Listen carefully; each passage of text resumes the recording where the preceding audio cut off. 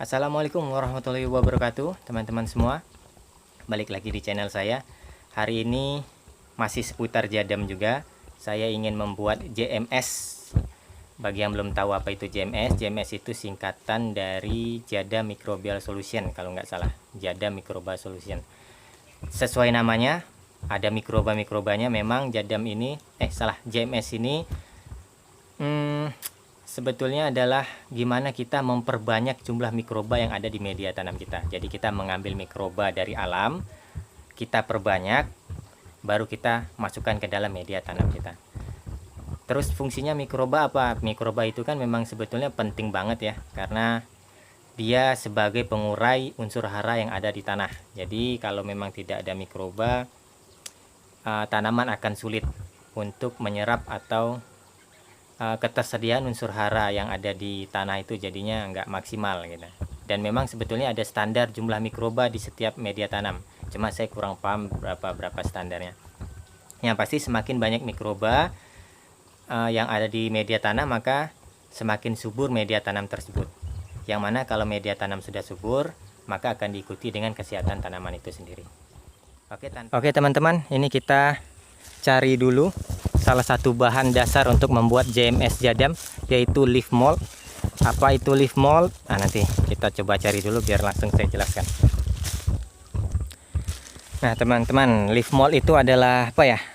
Tanah yang ada di bawah pohon-pohon besar seperti ini. Tapi bukan apa? Maksudnya belum sampai tanah sih, dia masih sersah-sersah daun. Biasanya dia berada di 1-5 cm di atas tanahnya gitu. Nah ini juga sebenarnya udah masuk kategori leaf mold nih teman-teman. Aduh, pakisnya nih. Nah ini dia leaf mold. Jadi ini yang kita ambil untuk bahan dasar pembuatan JMS. Nah ini dia, seresah daun. Wah, ini masih banyak nih. Kalau di tempat teman-teman nggak ada area-area rimbun seperti ini, pohon-pohon tua seperti ini, cari aja pohon-pohon di sekitar komplek perumahan yang besar, yang apa ya, yang hidup subur tanpa dikasih pupuk. Nah biasanya harusnya sih bakterinya banyak tuh di sersah bawahnya ini. Kita tinggal ambil aja.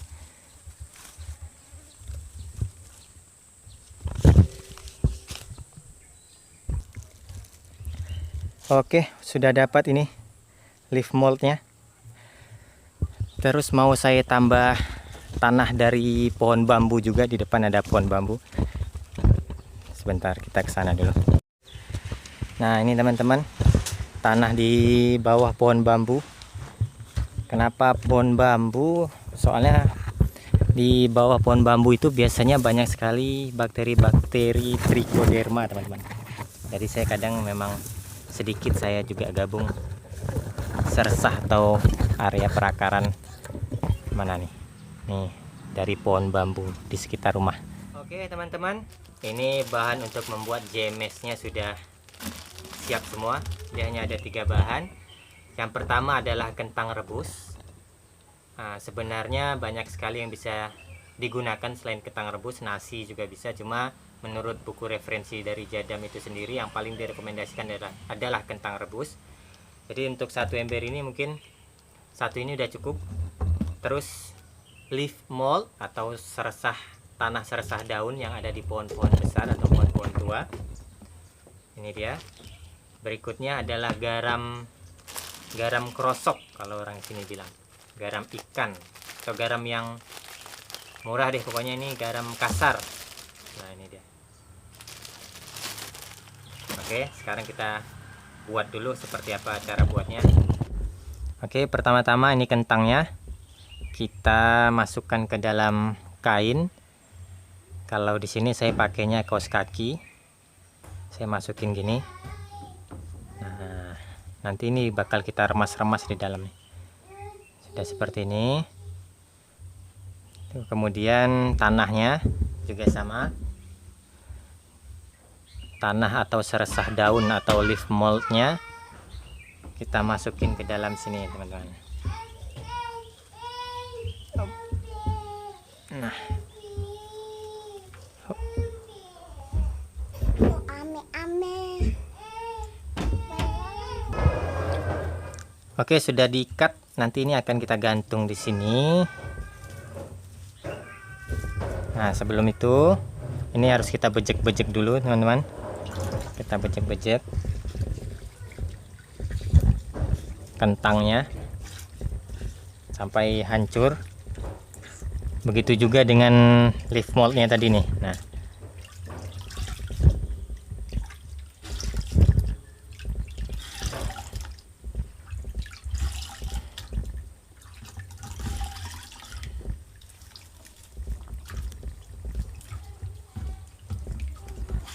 jadi kentangnya ini sebagai makanan untuk mikrobanya itu.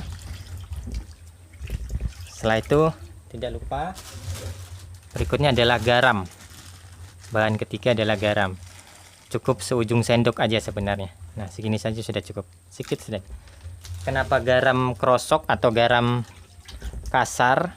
Karena sebetulnya di dalam garam itu sudah mengandung 82 mineral, teman-teman. Jadi kandungan-kandungan unsur hara mikro sudah sangat lengkap.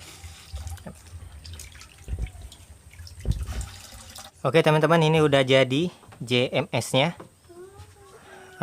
Leaf mold dan kentang rebusnya juga sudah kita gantung. Ini tinggal kita tutup. Lalu kita biarkan kurang lebih 24 jam, 1 sampai 2 hari. Hingga nanti akan muncul busa-busa yang ada di sini. Aduh, adik, jangan, adik. Nanti kalau sudah berbusa itu tandanya mikrobanya sudah mulai berkembang biak, teman-teman.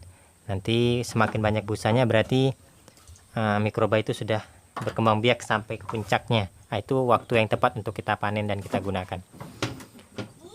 Simpan ember ini di tempat dimana kita menanam dengan harapan mikrobanya juga sudah sangat adaptif dengan suhu di mana kita menanam nantinya.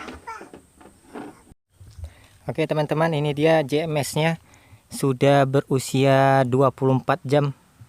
Mungkin sekitar 25 jam lah.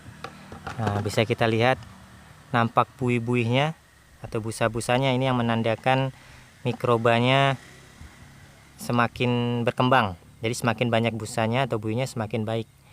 Nah, dan metode penggunaannya kalau saya itu 1 liter berbanding 10 liter. Jadi maksudnya 1 liter air ini saya cairkan ke 10 liter air bersih biasa, baru saya tuangkan ke polybag dan tanaman-tanaman yang ada di sekitar sini. Oke, teman-teman, JMS-nya sudah jadi, tinggal saya aplikasikan saja ke tanaman-tanaman di sini. Teman-teman di rumah juga bisa buat, gampang banget kan buatnya, hanya kita butuh 3 bahan saja. Bahannya juga murah-murah sebenarnya, mulai dari leaf mold yang bisa kita ambil di sekitar lingkungan kita, garam krosok atau garam kasar atau garam ikan, dan satu lagi kentang. Kentang ini juga bisa kita ganti dengan nasi atau bahan-bahan karbohidrat yang lainnya. Manfaat JMS juga sangat bagus, bisa sangat-sangat menyuburkan media tanam kita, sehingga kalau media tanam kita sehat, otomatis tanaman kita juga ikut sehat. Untuk teman-teman yang juga masih menggunakan pupuk kimia sintetis, JMS juga bisa atau sangat-sangat bisa digunakan, karena JMS itu mampu menghemat pupuk kimia yang kita gunakan hampir 50%. Karena tadi itu dengan banyaknya atau kayanya jenis-jenis mikroba di dalam media tanam kita, sehingga mengurai atau penguraian yang dilakukan oleh bakteri juga menjadi lebih cepat. Jadi pupuk kimia yang kita gunakan menjadi sangat-sangat lebih efisien. Oke, mungkin segitu saja videonya, teman-teman. Kalau teman-teman suka, boleh sekiranya klik tombol subscribe, like, dan komen kalau ada masukan atau tambahan-tambahan dari teman-teman semua. Oke, sekian dari saya. Wassalamualaikum warahmatullahi wabarakatuh.